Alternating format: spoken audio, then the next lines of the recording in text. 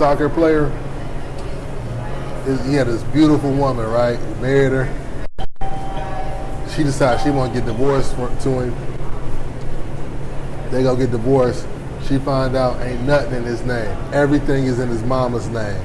So when he wants something, he got to go to his mother and she buy it for him. So all the houses, all the cars, they all belong to her. So when he got divorced, it was like, I don't own nothing. You ain't nothing for you to get.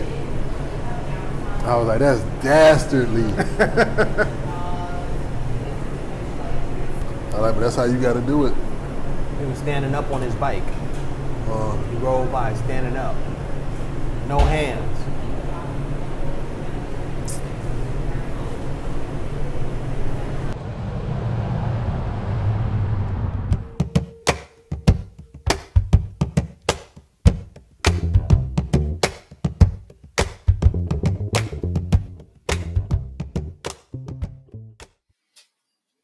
Can you hear yourself? Hello? Yeah. Into the microphone. You should speak and be careful grabbing the microphone now. So you want me to put this black thing next to my face? It's a microphone, man. Man. Mic check. 1 2 1 2. It's actually too loud. 1 2 1 2 1 2. Yeah, it's too loud. What's too loud? All the sounds coming into my ears. Oh. Your ears? How about that? Yeah, that's better. Hey, Larry, this is 1 2. this Yeah, was it's you too loud, at, right? at that dude's house. No, Negro. This Negro wants to start off with some of this wild. Welcome to the Dirty Larry Show, where we tell Dirty Larry stories. This episode of Dirty Larry comes from the year 1997. Why is there audio is like there's like an echo. It sounds like we're in an auditorium. We don't have this room isn't treated. You should go to McDonald's and get some of those plastic containers and staple them to the walls. Right. Actually, you can just go on Amazon and just buy. Right. Treat the walls. 1 2. You probably wouldn't have to do that many walls, just like just this wall back here. Picking up some little audio. All right, this is our test. So that's been our test. Good thing that was a test. All right, so I'm gonna test the audio and see how it picked up in over there. So, just a test. Just a tip. It sounded a lot better in that room. It was better acoustically.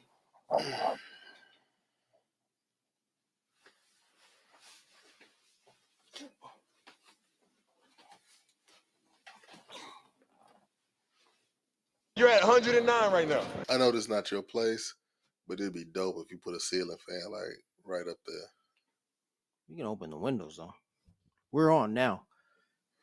So you want to get back to this conversation? Yes, sir. All right. So when last we spoke, I asked you about the caricature of the man. I'm thinking this is a self-portrait of you. No, not at all. Okay, let's go back to 109. We already did that. But we have to do it again because for this segment, we have to start from 109. All right. So we have the numbers 109-235 with sick in parentheses. What does that mean? Well, all right. So I talked with Albert Diaz, Jean-Michel Basquiat's best friend, cohort, creators of the art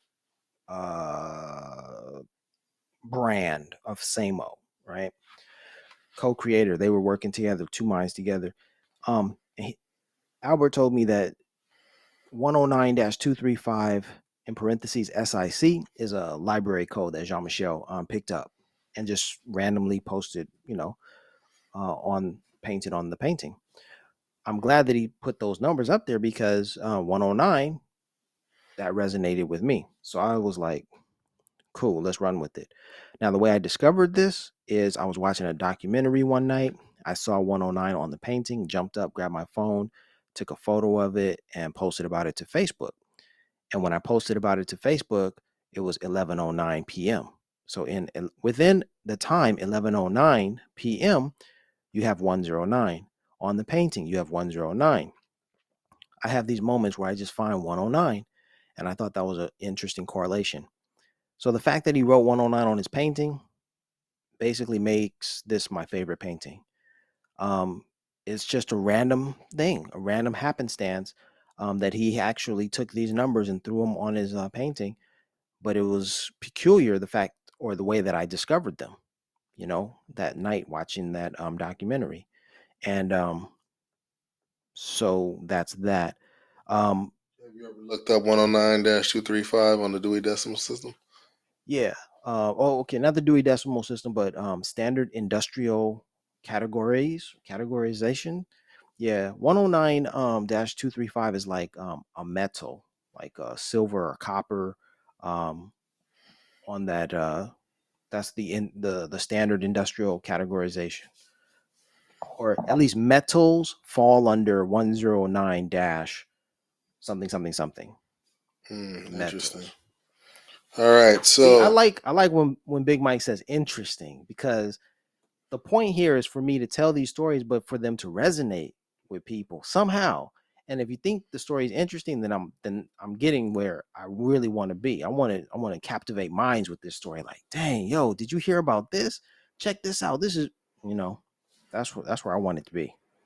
That's all the right, start of it. so below that we have liver 6 next to liver with an arrow, a 7 next to lungs with an arrow, and then the word chest. What do these things mean?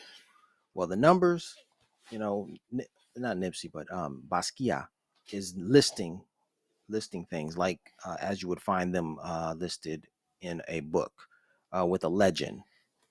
This is number 6, and this is what it means, and et cetera, et cetera. But the fact that Basquiat wrote liver and lungs is highly significant, because I make the connection between Nipsey and Basquiat's painting. You see, Nipsey was shot in his liver and in his lungs. There's also a mention of chest. The word chest is written by Basquiat in the work. The liver and the lungs are located in the chest. They are some of the largest organs in the chest cavity. So when Nipsey was shot in his liver and in his lungs. I think it's interesting that Basquiat did not write spleen, kidneys, or any other organ which he could have, but he chose liver and lungs. That's directly related to Nipsey.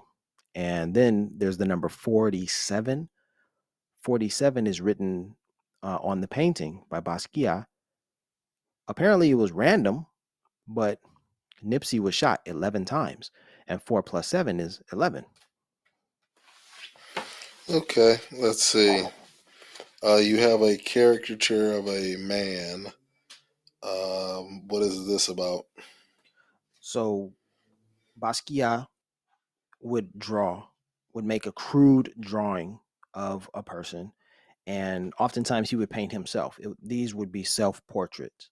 You have the image of a man, for better or for worse. However it's not an exact image. It's a very crude work of a man, of a figure, of a human figure. I was in the class the other day, and the students looked at it and they were just like, "Ugh, that looks like a monkey." It does look like a monkey. Say Is that it a again. caricature of you? Say that again. Is this a caricature of you? No, absolutely not. It has nothing to do with me.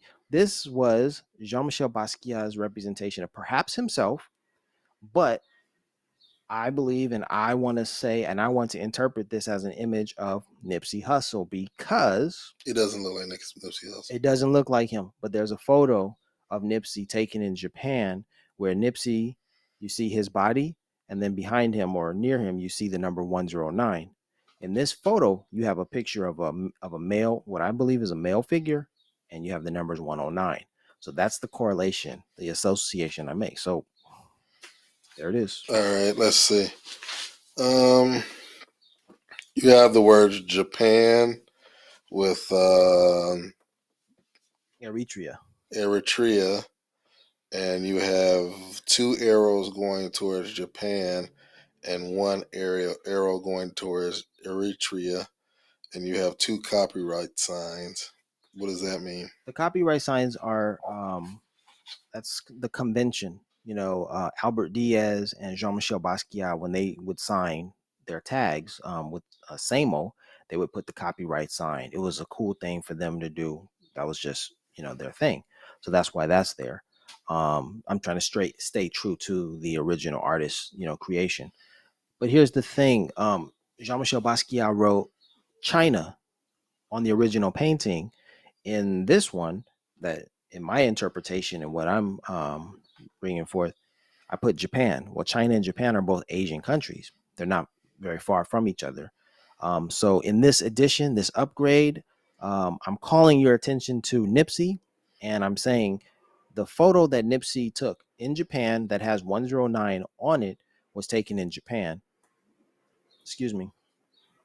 Even though the original was China. Now, the reason Jean-Michel Basquiat wrote Haiti on his painting on the original is because he was from Haiti. At least I believe that's why. Even though in this painting he may have been talking about economics and may have been talking about a trade deficit, because he drew lines, arrows pointing, two arrows pointing away from Haiti toward China, and then one from China back to Haiti. So I interpret that as being, hey, the Chinese are maybe taking resources from Haiti and returning little to the Haitian people. And I don't think that's far off from the truth in any trade imbalance around the globe with a more powerful nation, Mm, I'm not a scholar of trade imbalances, but I believe the Japanese were more involved with Jamaica than Haiti, if my memory serves. Well, okay.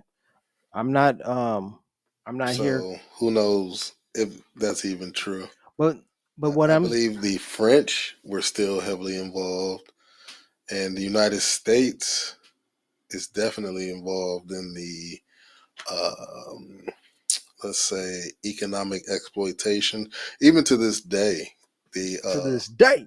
they recently had 4 or 5 government contractors go over to Haiti to try to overthrow a popular government, and they were caught by some Haitian police officers, and the diplomat for Haiti actually escorted them personally to the airport to get them out of the country before they could be prosecuted. Now, you and I, as expats, and more so me than you, I've been arrested in several countries, and the embassy didn't send anybody to do anything for me. But let's continue. Was this like a thigh bone or We're something? gonna have to cut down. Yes, who knows what kind of bone it is, but Basquiat put the A bone. femur? He's definitely interjecting or calling our attention to the anatomy. So in this painting, he's talking about linguistics, history, anatomy, economics, you Your name it. camera's off. Yep. Gotta go. You're at 109 right now. All right, that's the end of this section. This is the end of the video portion. So we're gonna move into just chopping it The up. sexual portion. What is this Negro?